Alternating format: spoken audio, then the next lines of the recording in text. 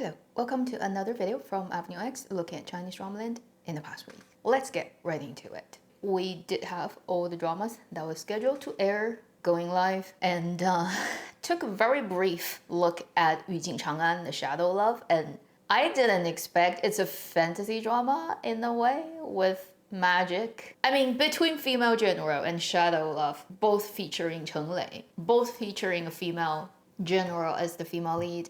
If someone held a knife at my throat and forced me to watch one of them, I'd rather jump into a river. One thing I would have to give the actors is like their ability to make themselves make believe in the situation and being able to carry out the acting and not being able to do it is a miracle. This week we really don't have that many pieces of news on specific dramas, but then we do have a lot of buzz in entertainment, let's put it that way. We have a drama that just went live today, 16 episodes on iQIYI. I already have been told that it's a pretty interestingly filmed drama, so I will go and check it out later. It's called 目之所及, literally means everything that your eyes can see, although the English title is Beloved. And it's a short thriller contemporary drama led by Luo Jing and Wang. Yesterday, I already saw its trailer. It actually looks like a really interesting story of a lot of twists and turns regarding multiple identities of the same person and their criminal actions or things they try to do to hide their criminal actions. And I'm not exactly sure what the story is because the trailer is being edited in that intentionally misleading way, but it does look great, and both Wang and Luo Jing have some kind of quite over-the-top character setup and scenarios that they have to play through. I will definitely check it out. If it's worth watching, I will let people know. Then, as this video goes out on Saturday, we have a drama that should have just gone live on Tencent. 24 episodes period drama, or more like a period 穿越 drama, Haihun Xing. English title is Voyage to Haihun, and this is a time travel drama of a contemporary person who traveled back to Xihan, which is about 2,000 years ago, and then ended up being a very famous historical figure who has 27 days left to live. A member of the imperial family at the time, but a very unfortunate and complicated character. And this person in history got recorded and named as Haihun Hou, which is a marquis, but he's actually a member of the Liu ruling family. And so this is an adventure of a contemporary person who got pushed back to time and tried to figure out how not to die, as history dictates. And the drama is led by Mao Zijun and Huang Riying. These are the dramas we have definitive confirmed dates. Although coming up in September, you definitely have a lot more drama lined up. They all have been rumored but haven't been confirmed, so until they get confirmed, we will not be talking about them yet. We do have a drama that has released its trailer during this week, and it's likely it's gonna come out in September. It's a Tencent drama, and it's also a CCTV drama, so when it airs, it will be on satellite television, also on the web. And I've talked about it earlier this year when I started shooting it, called 奇迹. English title is The Miracles. It is a short drama. Each unit is only 1 to 2 episodes. Each episode is only 15 minutes. In total, 15 stories. So you may have a 20 to 30 episodes of this drama, and each episode only 15 minutes. Super short drama.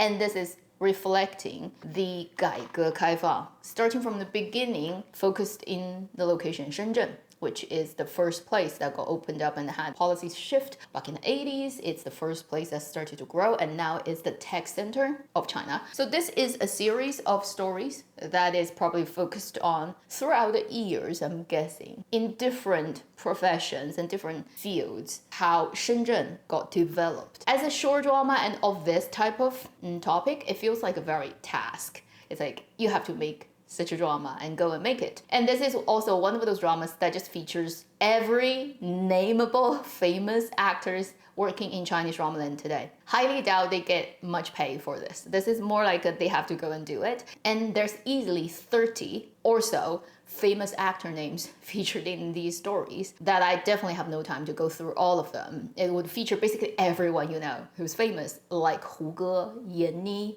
Zhang Songwen, Song Jia, Bai Yu, and just name a few to give you an idea about how vast the net is when they casted this drama, literally. So it may be coming out in September, very likely before National Day. You know, that kind of makes sense for it to be placed there, since it will be so short. short. It probably is a drama that you can quickly binge, and this is getting close to bathroom visit drama. If you have long poop time, you can watch at least one episode of it.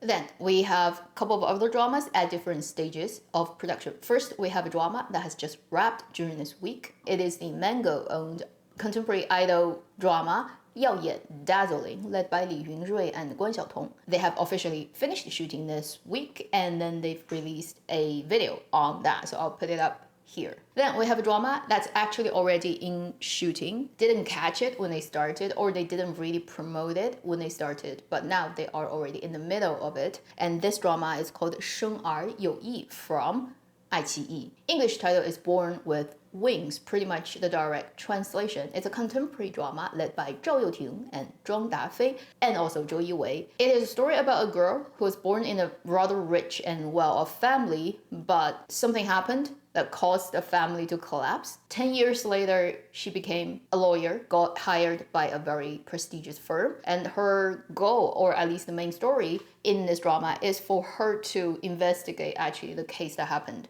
years ago about her own family and try to right the wrongs. So that's kind of the setup. And obviously Zhao Youting would be, I'm guessing, the partner in the law firm. Just like looking at the poster, you can't really think of other professions he would be doing since he's the male lead as well. In the last couple of years, Zhao Youting has done some pretty good contemporary dramas. Definitely we'll have to wait till next year to see this drama. Then we have a drama that I've actually previously mentioned about a few weeks ago that now officially is in shoot, and they've also confirmed who is the male lead actor, because back then I think there's only female lead actress. That is the Hong Wuxie, Red Dance Shoes, led by Zhou Ye. Set in 1970s, about a very talented dancer due to her wrong family background, because that was during Cultural Revolution, and then she probably was born from a landlord family kind of status, so she couldn't really go into the troupe that she wants to, but she still wants to pursue dancing. So that's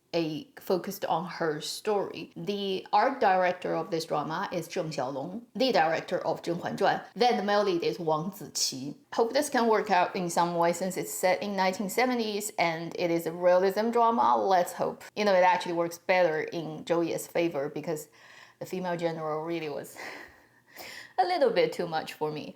I need some grounded character and work from her to pull my impression towards the more positive end of the spectrum. And then Wang Ziqi, I don't really worry about his ability. In every drama I've seen, even when the dramas are not that good, I think as an actor, he is pretty solid and reliable. We also have a 24 episodes drama that has started shooting this week. It's a contemporary drama called Yiran 的喜事. English title is Yiran's Silver Lining. So this is a story that's focused on the character Yiran, a female character played by Jiang Yiyi. Then it also features Wang Tianchen, and it's a contemporary story from Tencent that's about a girl who left her family for some years and came back, reintegrate into the original family with her mother, who she always had a problem with. So this would be a kind of personal growth, pursuit of your career in a different way than you expected, and then working with family members, relationship kind of dramatic story. They've just started shooting. Again, this drama probably will not come out until next year. Specific drama-wise, those are the things we have. Although there are, like I said, a lot of rumors about what are gonna get aired in September. Nothing is yet fully confirmed. Also, pretty much today, technically speaking, or yesterday in China,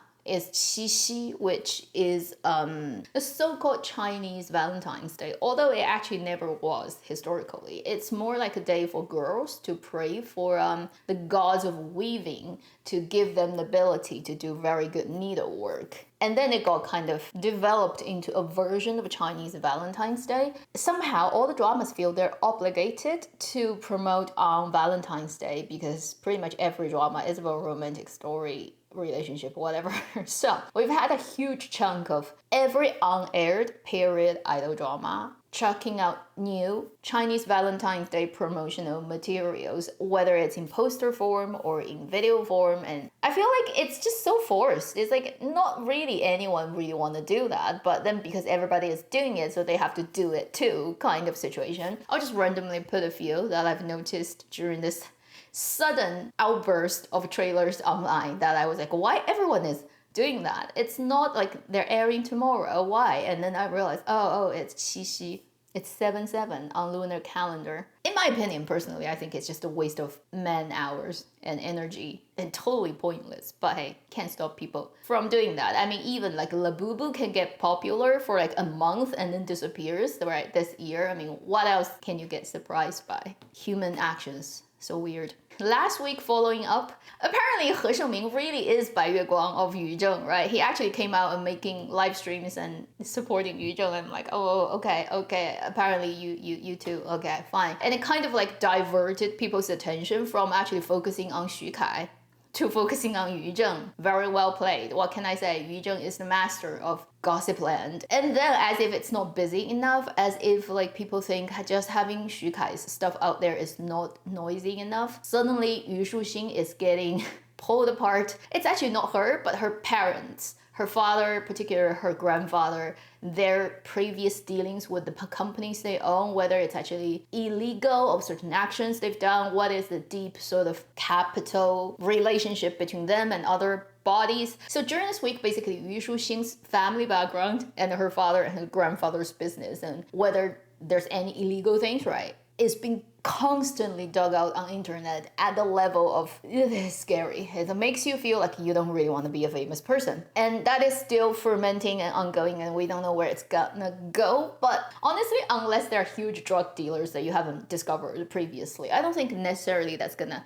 impact her career in the definitive way in terms of canceling her. But it's definitely not good press. And right now she's like just being roasted on all sides. As if that's not enough, Wang Hedi joins in, the Changlan Jue pair. And there's the person who released the recording that's like years and years and years ago of Wang Hedi having a fight with her girlfriend for like half an hour on the phone. And guess how it got recorded? It's by this stalking fan who actually stalked him to a hotel or something and recorded a conversation outside of his room. And they put it online, and I'm like, oh my god, the world is insane. Like, every part of this thing is insane. And today, I think the latest news is the person who released the recording got a lawyer's letter from Wang Hedi's side, and whether they're gonna go to court eventually, I have no idea. But I'm like, wow.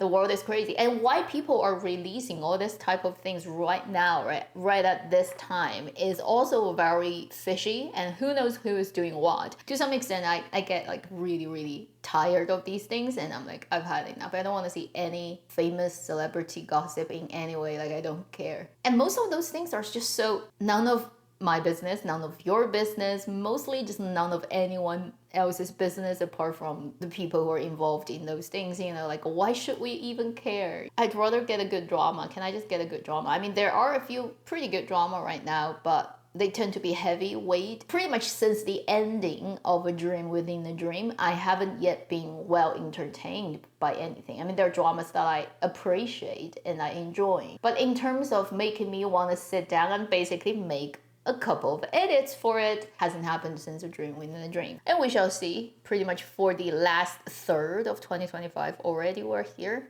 what Chinese drama land is gonna bring to us. That should be the end of this video. Thank you for watching. Avenue X. I'll see you in my next video. Meanwhile, live long and happy drama watching.